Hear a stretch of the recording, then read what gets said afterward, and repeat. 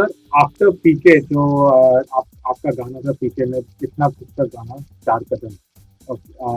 After that, so has it been from your end also conscious decision कि थोड़ा सा slow down करना given the amount of work you have done? Are you become more picky and choosy? No way. I will never. I'd love to say that and you know get away from this question. But the truth be told, I'm not picky and choosy.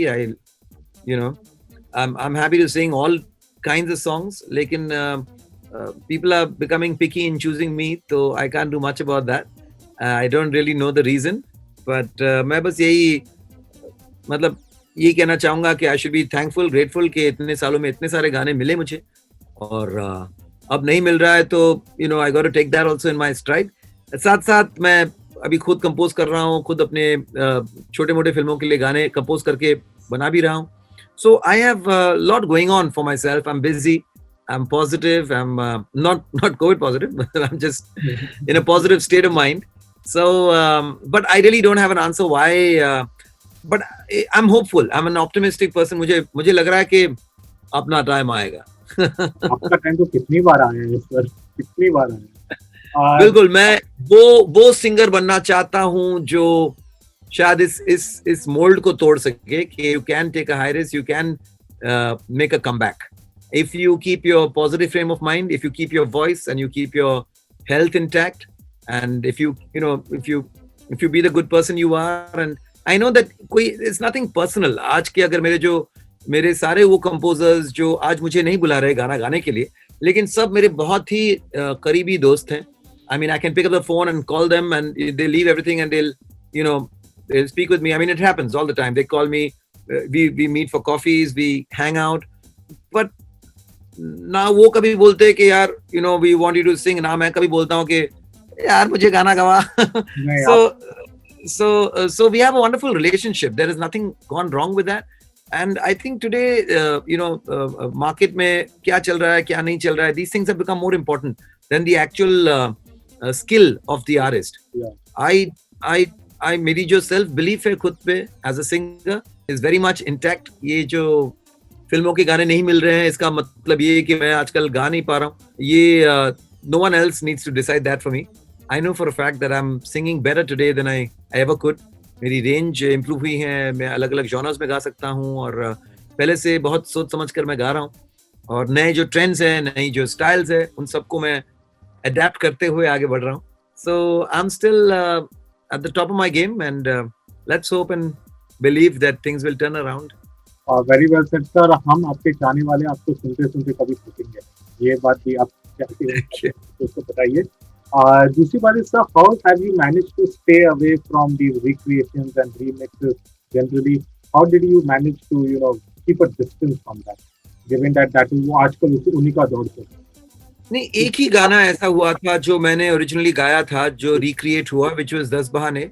But they retained the voices. Both KK and my voice was retained on the song. I wish they had called us to sing it again. तो मैं आज के नए अंदाज के साथ उसे फिर से गा सकता. But for some reason they kept the same vocals. तो वो ऐसा एक ही गाना अब तक बना है जहां they have actually kept the original vocals. तो मुझे लग रहा है कि अगर मेरे किसी गाने को किसी को रिक्रिएट करना हो, या तो मुझसे गवाए या फिर मेरे उसी आवाज को रखे, क्योंकि डॉन को रिप्लेस करना मुश्किल है, नहीं नामुमकिन है. बिल्कुल नामुमकिन है. सर अभी एक हल्का सा सवाल, आपके इतने सारे लेजेंडरी गानों में से कुछ ऐसा तन्हा दिल तो आपने बताया कि मेन स्ट्रीम में लाया आपको and it is catapulted you to that. लेकिन उसके अलावा sir which of the songs have been closest to your you mentioned Char Kadam. Char Kadam again is a technically very difficult song because the पूरा गाना जो 2 Octave में चलता है और दोनों ऑक्टेव में आपको एक ही it has to sound seamless, flowing. आपकी आवाज की टेक्सचर आप बदल नहीं सकते कि लो में और फिर पतली हो जाए. तो it was quite a challenging song. बहुत मजा आया इस गाने को गाकर and तो बहुत सारे मेमोरीज हैं बहुत सारे गानों के साथ एंड इतने सालों में इतने सारे गानों के साथ कोई गाना शेयर करना मुश्किल है. If you mention any song I'll be happy to share a story with it. But ठीक है सर, तो अगर ये आपने बात कही है तो मैं डेफिनेटली पूछूंगा, क्योंकि जितना आप मेरे फेवरेट हो उतना ही शाहरुख खान साहब मेरे फेवरेट है। वो डॉन के गाने, वो जो डॉन का जो गाना है उसके पीछे है कोई अच्छी ऐसी कोई story sir when you are shooting? मैं आपको बताऊंगा, उसमें आपका भी एक कनेक्शन है कि I was in Goa holidaying, and Goa में जब आप हॉलिडे करते हैं तो यू नो ना, you are like completely totally सोसेगाद, washed out partying. Susegad. So in full Susegad mood, I got a call from Ehsan. I mean, I was in Susegad booth. Ehsan was of course in work mode, and he was like, you know, we are doing this song Dawn का गाना कर रहे हैं, and who do you think should sing it? तो मैंने कहा यार अजीब सवाल पूछ रहे, सिंगर से पूछ रहे कौन गाएगा, और इतना बड़ा, you know, the buzz was massive. Shahrukh Khan is doing the new Dawn, you know, Bachchan साहब की ये फिल्म फिर से आ रही है. But I'm trying to hold my thing and say, yeah, why don't we try, you know, Amit Kumar ji, since वहाँ किशोर दा गाए थे तो उनके बेटे गाए, और इधर उधर मैं उनको अलग अलग नाम सजेस्ट कर रहा हूँ. फिर वो हंसने लगा, बोले तू भी कमाल है यार, we are recording it more, come sing the song, we thought you'll do a good job on it. तो अब मैं उसको कैसे बताऊं कि मैं तो गोवा में हूँ और आवाज भी मुश्किल से निकल पा रही है. So I anyway I quickly told the family we have to take that flight. So I quickly I rushed. I said, I'll come back. गाना गाकर आता हूँ. I took that flight. I reached Mumbai, got to the studio, Purple Haze. और दुनिया में वो सब तो लोगों ने दिल अपने फिर थामे. But when it came to that मुझको पहचान लो मैं हूँ डॉन. So that वो जो मैं हूँ डॉन का जो फील था ना, वो जैसे में मैं हूँ डॉन ऐसा हो रहा था, तो बोल ये कैसा डॉन है यार. So because of course the voice is very strained, so suddenly I excused myself. I said give me 30 seconds और ये लाइन आ जाएगा. तो शंकर सब थे, बोले क्या करने वाला है 30 सेकंड में कि लाइन आ जाएगा. तो मैं वहीं उनके सामने पुशअप्स करना शुरू किया. 20 पुशअप्स किया, उठा और टेक दुनिया में, और फिर बन गया गाना. पुशअप करने से आवाज में नहीं, एक्चुअली क्या हो जाता है कि if the you know the voice is एक स्ट्रेंथ मिलती है, एंड एक ब्लड फ्लो मिलता है, और उस जोश में ना, डिपेंडिंग ऑन द सॉन्ग, एक ये जो हम लोग जो एक फॉल्स पुश करना होता है ना, वो करने की जरूरत नहीं होती. वो एक नेचुरली चेस्ट सिंगिंग हो जाती है when you are pumped up a little bit. So ये Shankar always shares this story with everyone. अरे I've seen people, वो लोग रियाज करते हैं, गर्म पानी पीते हैं, चाय पीते हैं, पहली बार देखा, ये बोला 30 सेकंड दे दो मैं पुशअप करके गाऊंगा. Sir I mean if you don't mind me, क्योंकि इतना मजा है ये सुन के सर, ऐसा कोई मतलब है एक और आपका any other song I don't chance fare, so maybe some other song ऐसे, क्योंकि ये कहानी तो बहुत नई या नहीं, ऐसे बहुत सारे कहानियां हैं. बहती हवा जब मैं गाने गया था, उस टाइम पे मेरा I was having a little trouble with you know nodules. I had a left wall where अचानक से गले में खराश आ जाती थी. तो that day I discovered that ये प्रॉब्लम हो रहा था at the mid range. So like सब whatever the notes are, like सब गा रे गा मा पा धा नी सा, ये this is a easy range. सा रे गा is like a mid range, मा पा then goes off range, right? So somewhere in the between that pa and the next sa is where the voice used to have the crackling issue. But I didn't realize that until I went to sing Behti Hawa. और मैं सुन के डर गया, बोला ये तो बहती हवा सा बहुत ऊंचा है गाना, कैसे गाऊं. तो मैंने शांतनु जो हमारे कंपोजर थे उनको कहा कि ऐसा करते हैं कि ये जो पार्ट है ना, इसको कोई एक यू नो एक फोक वॉइस यूज करते हैं, और जो लो पार्ट है वो मैं गा देता हूँ. तो इस तरह कुछ ऐसा कर सकते हैं. वेरी इंटरेस्टिंग, गुड आइडिया करके फिर मैं I didn't sing the high parts first. So I sang the हमको तो राहें थी चलाती, वो खुद अपनी राह बनाता. देन राजू ईरानी जी आए. Now, why have you not sung those parts? अभी मैं उनको कैसे समझाऊं कि मैंने ये पूरा गेम किया अपने आवाज में, वो हो नहीं रहा. But when I sang it, miraculously it was perfect. And that's when I realized that the problem was in that mid range, not in the higher or the lower range. And that song turned out to be one of my most iconic songs, but sung under the most stressful vocal conditions. And I also won a GMA award for that. So incidentally जब वो award के लिए मैं वहां पहुंचा और Salman Khan award दे रहे थे और उन्होंने बोला कि यार अवार्ड मिला है, गाओ गाना. Guess where I was coming back from? Goa. Goa again.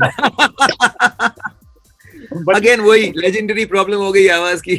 मैंने उनको आपने कहा कि यार I just turned 40, I had this big celebration in Goa, मुझे गाने को मत कहो. तो वो बहुत मजे लिए, नहीं नहीं नहीं अभी तो गाना ही पड़ेगा. हाँ, तो सलमान खान सर तो छोड़ेंगे नहीं, हम सब जानते हैं. हाँ मतलब नहीं कि सर आप ऑल्सो ये पार्टी करता है, मुझे नहीं बुलाता है. एनीवे आपके वेरी गानों स्वीट मेमोरीज. काफी में सलमान भी हमारे बैनर बॉय है आफ्टर ऑल ना. जी जी वी आर बिल्कुल. All banner boys. Sohail and me were in school together. हम लोग साथ में सेंट स्टैनिस्लॉस में ओके. दोनों जेजुट बॉयज लगे रहे वहाँ. Yes. So that even I'm from a convent school, so yeah, you get Wonderful. Yeah. With grateful hearts we sing Yes, your yeah. praise. In fact यानी कि आपके हिट गानों में से गोवा का यूजुअली कुछ अच्छा कनेक्शन हुआ करता है. That's हाँ हाँ हाँ गोवा के साथ एक कनेक्शन है. यही है कि आवाज बिठा देता है गोवा, लेकिन दिल खुश कर देता है. सर जाने से पहले ये क्वेश्चन तो आपसे पूछना बनता है because nowadays we hear कि यू नो सिंगर्स के साथ जो पहले एक you know in a very homely in a very cordial way एक रिलेशन हुआ करता था कंपनीज के साथ, जो रिकॉर्डिंग कंपनीज थे. आजकल you know some relation is probably not as smooth और नॉट एज हार्मोनियस. जैसे कि हाल ही में सोनू निगम साहब ने भी कहा था कि वो नहीं चाहेंगे कि उनके बच्चे इंडिया में सिंगर बने. ठीक है, तो sir is this coming from someway, is this a truth कि सिंगर्स का आजकल रिकॉर्डिंग कंपनीज के साथ यू नो एक रिलेशन वो नहीं रहा है? इज इट एंड फ्यूचर में क्या आपको ये चीज और भी बिगड़ते हुए आप देख रहे हो? नहीं देखिए, टाइम्स आर चेंजिंग और हमारे साथ जो हालात थे वो हमेशा रहेंगे. ये तो we shouldn't have ever assumed that. And equations are changing at the same time. Today opportunities are also very different. Today किसी सिंगर को किसी म्यूजिक कंपनी की मोहताज होने की जरूरत नहीं है.